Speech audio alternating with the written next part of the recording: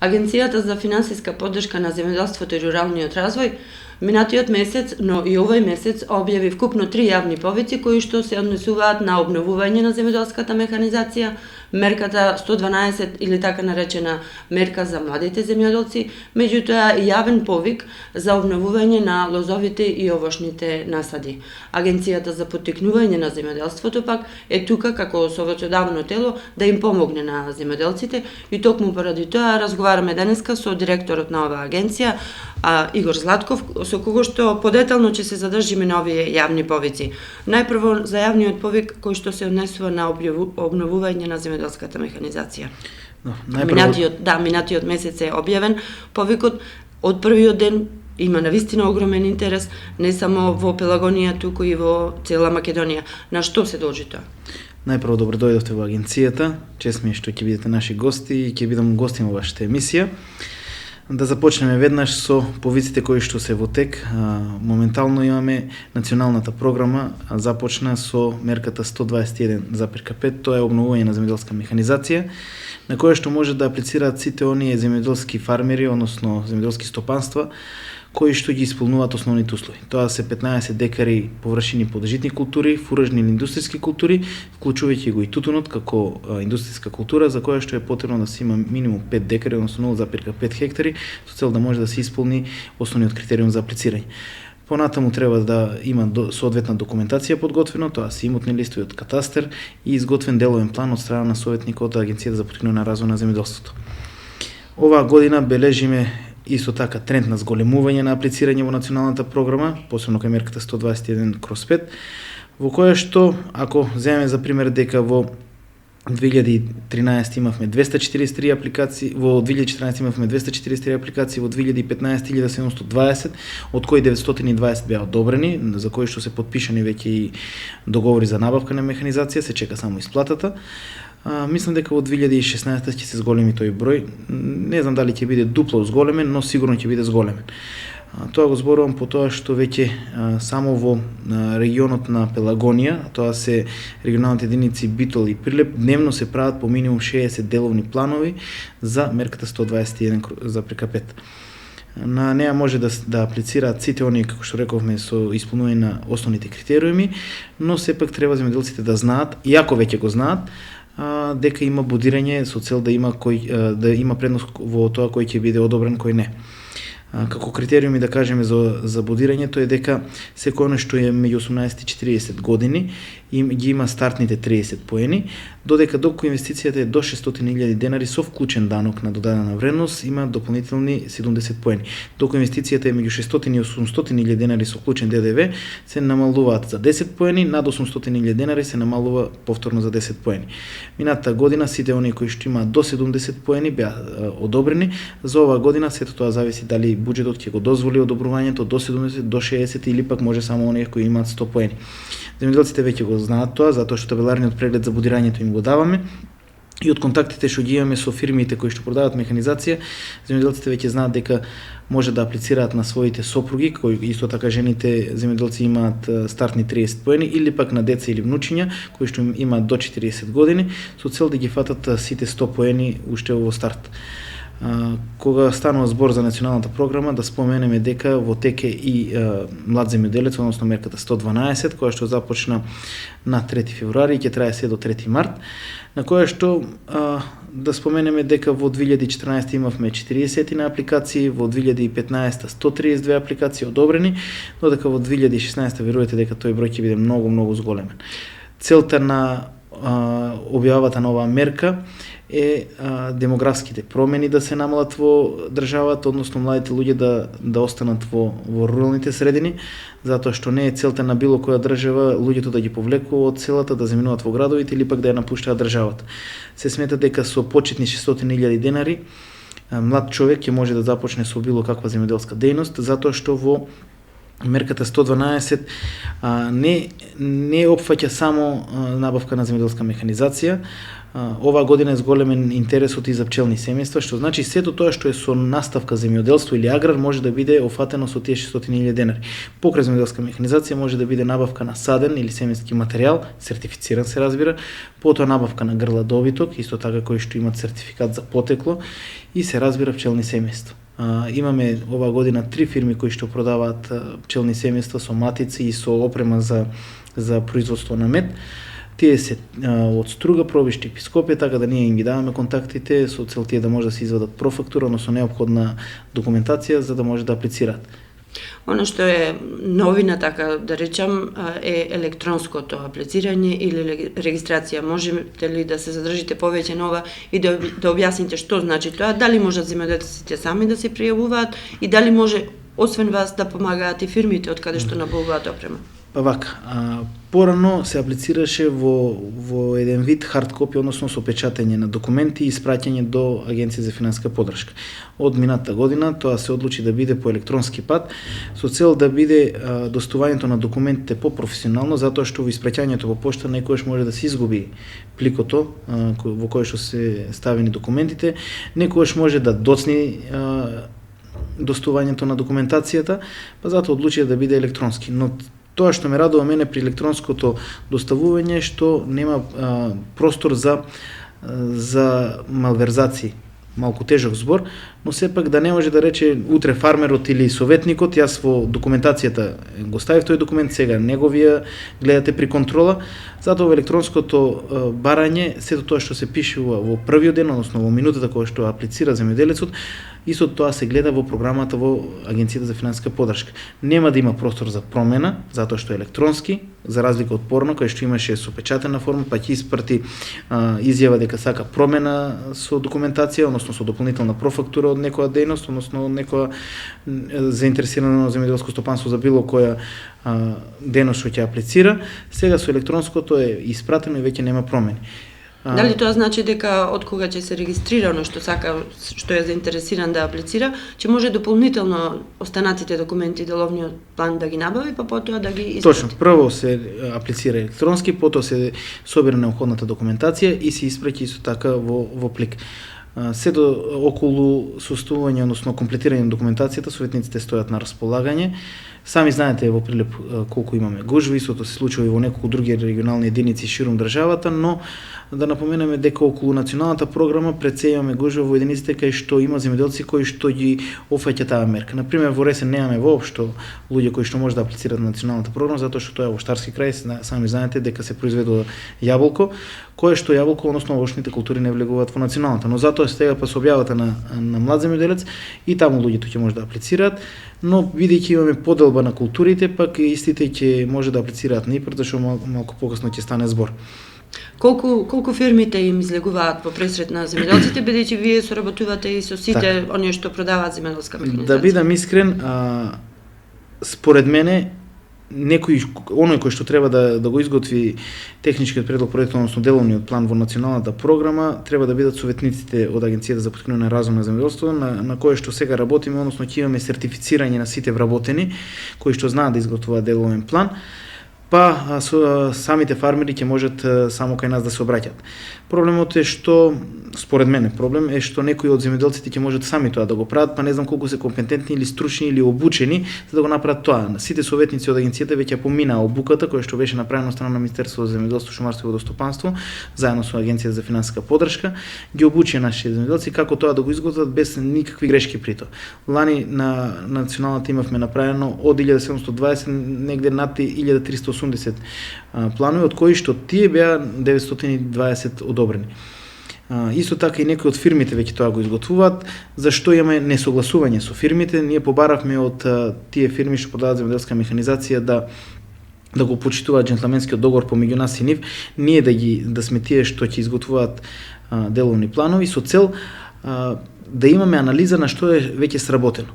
Например, доколку Агенцијата за поткрепување на развој на земјоделството во регионална единица Македонски Брод нема направено ни еден деловен план, но затоа пак во регионалната единица во Прилеп имаме направено многу, тоа ќе значи дека за следната година ние ќе треба многу да се насочиме во Македонски Брод. Но доколку тоа го прават самите фирми кои што продаваат механизација, нема да знаеме статистика, односно не може да направиме анализа кај треба да се насочиме понатамошното работење. Токму поради таа анализа на статистички податоци ние побаравме од фирмите да не изготвуваат технички предлог проекти, односно деловни планови, што за жал од некои фирми, тоа е само една, не се почитува моментално, затоа пак сите други го почитуваат. Ќе имаме некоја база на податоци, врз основа на таа база на податоци на апликации ќе може да се насочиме кон следниот повик каде повеќе да работи. Така, сигурно тие јавни повици ќе бидат и модифицирани во иднина со цел да се прилагодуваат и олеснети. И олеснети сигурно. Едно прашање се наметнува околу бодирањето во мерката за млади земјоделци, бидејќи рековме дека на земјоделците им е јасно во онаа мерка за обновување на механизација. Како тука ќе се прави бодирањето за младите земјоделци, зборувам, со оглед на тоа што и таму се средствата ограничени и таму е принципот прв пријавен, прв услужен. Така, па до сега во млад земјоделец немаше бодирање, а во националната постои бодирање, во ИПАРД се немаме сретнато со бодирање, можно од оваа година да почне, но во млад земјоделец никогаш сме немале бодирање. Работа беше што порано немаше толку многу заинтересирани, имавме, како што кажав, 40 апликации 2014, 132 апликации 2015, ова година ќе има повеќе, но сепак почетно беше кажано дека ќе имаме околу буџет за 100 земјоделци, но ако го земете примерот од претходната година, се рече дека буџетот за мината година за мерката 112 беше за околу 30 на земјоделци, па кога ги видоа апликациите 132 сите беа одобрени, односно се направи ребаланс на буџет, се повлекоа средства од некои други програми, се дадоа за мерката 112. Мислам дека и оваа година ќе биде така, доколку има ограничување, нема да има бодирање, затоа што сите ги исполнуваат условите, тоа се меѓу 18 и 40 години да биде на возраст оној што аплицира и да не биде повеќе од 18 месеци во единствениот регистар на земјоделски стопанства запишан, што значи тоа за да може да аплицира, советникот веќе му го кажува, секој оној што не ги исполнува условите, во старт не може да биде апликант. Бидејќи ние им го кажуваме, тоа тие што ги исполнуваат условите аплицираат, па после аплицирањето мислам дека доколку дојде момент за тоа дали некој треба да биде одбиен, ќе биде со тоа дали е прв дојден, прв услужен или малку има задоцнато после бројката која што е одобрена за одобрување. Еден од предусловите е земјоделецот, младиот земјоделец, оној кој што планира да има земјоделско стопанство, да има и сертификат за добри земјоделски практики. Што значи тоа и како можат оние кои што се заинтересирани да го набават овој документ? Слободно можат сите оние заинтересирани за апликација за млад земјоделец, односно мерка 112, да ги посетат советниците во агенцијата.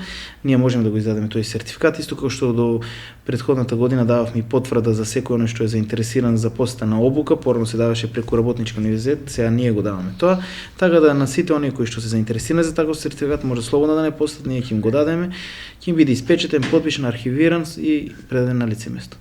Кога сме кај овие два јавни повици, би сакала да напоменам околу јавниот повик од ИПАРД. Кога се очекува да биде оваа година и која ќе биде разликата меѓу националната програма за набавка на земјоделска механизација и ИПАРД? Според сознаниите кои што ги имаме до сега, се очекува да биде негде во средината на месец јули, односно на 15 јули да биде распишан, тој обично трае 45 дена. Имаме промени исто така во ИПАРД. Порно националната ги офаќаше житните, индустријските и фуражните култури, додека ИПАРД ги офаќаше градинарските, лозовите и овошните насади. Оваа година на ИПАРД може да аплицираат конкретно сите оние што се занимаваат со земјоделството, вклучувајќи го и сточарството, и поледелски, житни, фуражни култури, градинарство, лозарство и овоштарство, така да сите земјоделски стопанства ширум државата ќе може да аплицираат. Наша задача ќе биде тоа да ги информираме навремено земјоделците и со критериумите за кои што може да ги следат со цел да аплицираат. Тоа се минимум 2 декари за овошни култури, минимум 3 декари за градинарски култури, различни критериуми за оние кои се занимаваат со оранжери и пластеници, па потоа доколку аплицира како сточар да му објасниме колку треба земја да има, доколку произведува крави или овци или кози и така натаму. Промената ќе биде во начинот на аплицирање, мислам дека и овде ќе имаме електронско аплицирање, зашто претходно ќе имаме изготвена обука за сите советници од агенцијата. Веќе разговаравме со дел од тимот на ИПАРД за мерка 501, каде што има насочување на дел од средствата за обука на советниците и исто така сертифицирање. Сите оние кои што ќе поминат обуката, потоа ќе треба да поминат на тест, оној кој што ќе го положи тестот ќе добие сертификат за изготвување на технички предлог проект по мерката 101 од ИПАРД програмата. Агенцијата за финансиска поддршка објави уште еден јавен повик кој што се однесува на обнова на старите или засадување на нови лозови и овошни насади. Каков е овој јавен повик со оглед на тоа што има навистина зголемен интерес и за оваа мерка. Да, по неполни 7 дена од објавување на националната програма мерка 121,5 беше објавено и за мерката за набавка на нови лозови и овошни насади, на која што секој оној кој што ќе започне со нов лозов и овошен насад може да добие повраток од 50% за доколку засади сертифициран саден материјал. Сите оние кои што се заинтересирани доаѓаат кај нас, ние ги известуваме од каде може да се набави таков саден материјал, при што мора да достави сертификат со сертифицирање на таков документ, односно со изготвување на таков сертифициран документ може да си побара повраток на инвестиција.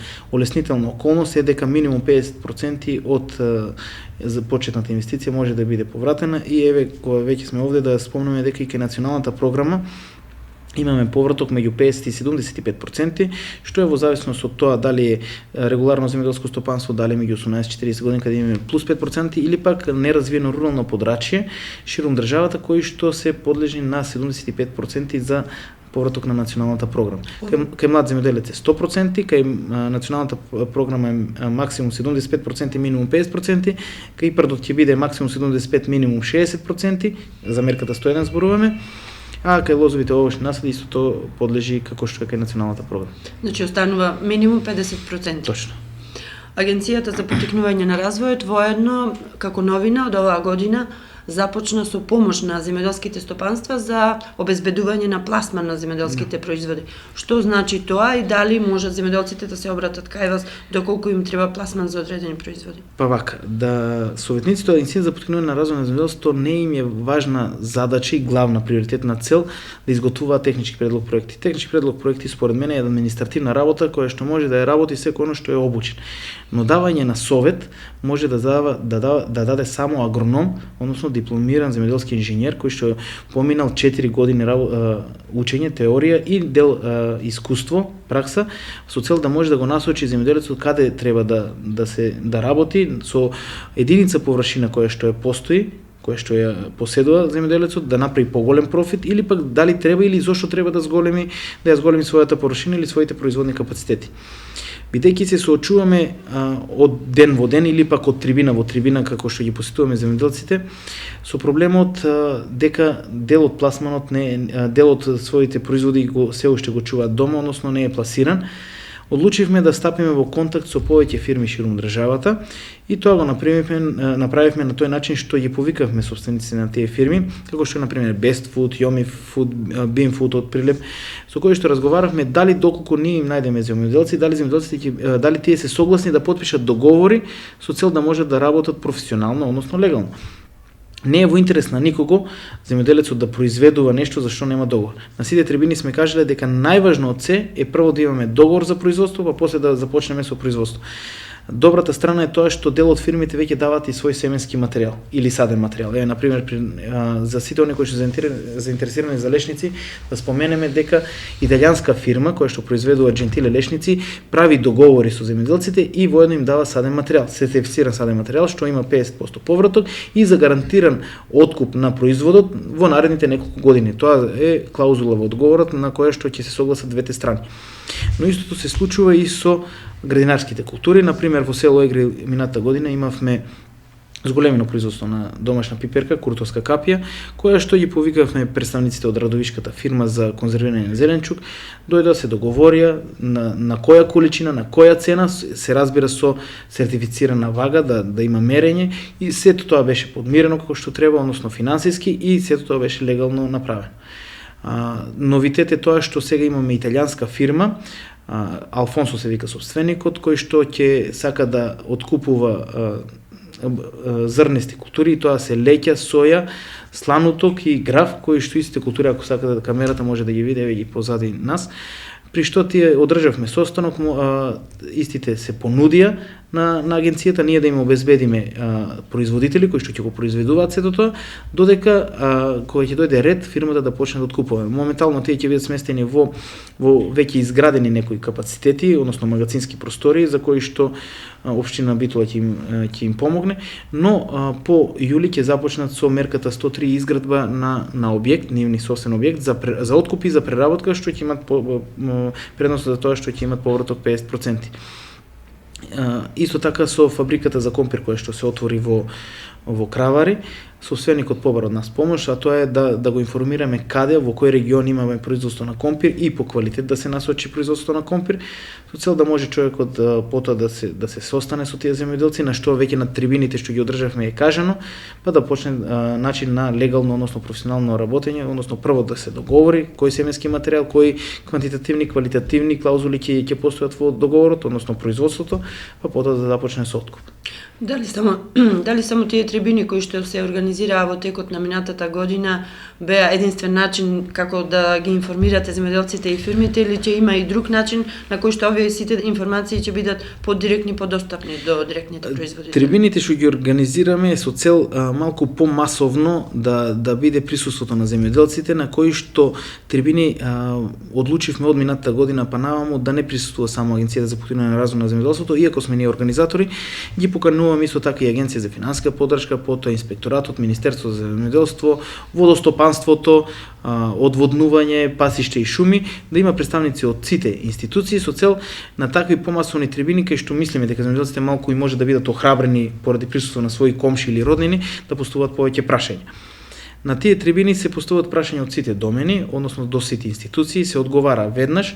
На сите оние кои што имаат некои идеи може да се одговори малку покасно, затоа што треба да се достави информација до влада, па да се чека фидбек, па да им се одговори на земјоделците.